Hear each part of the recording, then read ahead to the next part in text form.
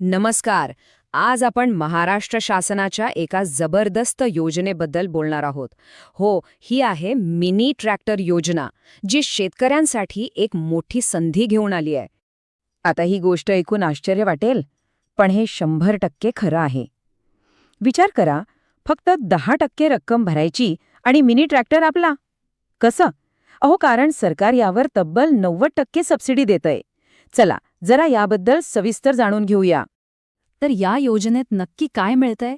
हे फक्त एक ट्रॅक्टर नाहीये, त्यापेक्षा खूप काही जास्त आहे. म्हणायला गेलं तर शेतीसाठी लागणारा एक पूर्ण संचच आहे हा.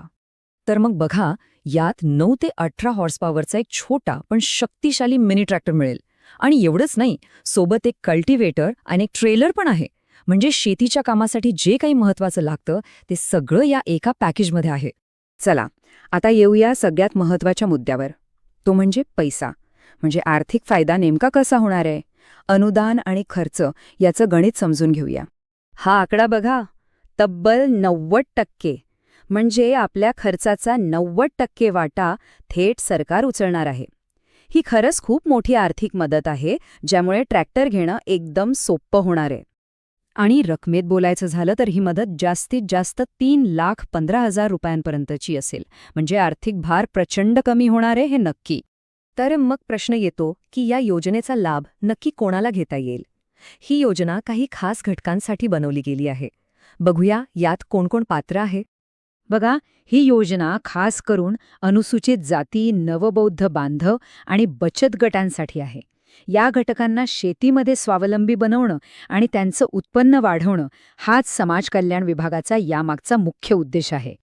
आता सगळ्यात महत्त्वाचा प्रश्न, अर्ज करायचा कुठे आणि कसा? तर त्याची प्रक्रिया खूप सोपी आहे. कुठे संपर्क करायचा ते आपण आता पाहूया.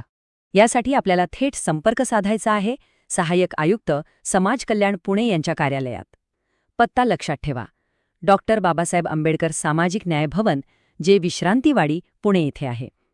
तिथे गेल्यावर अर्जाची सगळी प्रक्रिया अगदी सोप्या पद्धतीने पूर्ण करता येईल. आता एक अत्यंत महत्त्वाची गोष्ट, ही संधी पुन्हा पुन्हा मिळत नाही, त्यामुळे याकडे जरा विशेष लक्ष देणं गरजेचं आहे. पण एक गोष्ट लक्षात ठेवली पाहिजे, ही योजना काही कायमस्वरूपी नाहीये. ती फक्त मर्यादित काळापुरतीच आहे. त्यामुळे जर याचा फायदा घ्यायचा असेल तर विचार करत बसू नका. लगेचच अर्ज करा, नाहीतर ही सुवर्णसंधी हातची जाईल. जर ही माहिती खरंच उपयुक्त वाटली असेल तर एक लाईक नक्की करा आणि आपल्या इतर शेतकरी मित्रांपर्यंत पोहोचवण्यासाठी शेअर करायला विसरू नका.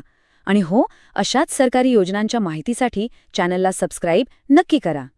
तर मग आपल्या शेतीत एक सकारात्मक बदल घडवण्यासाठी ही संधी घ्यायलाच हवी, नाही का?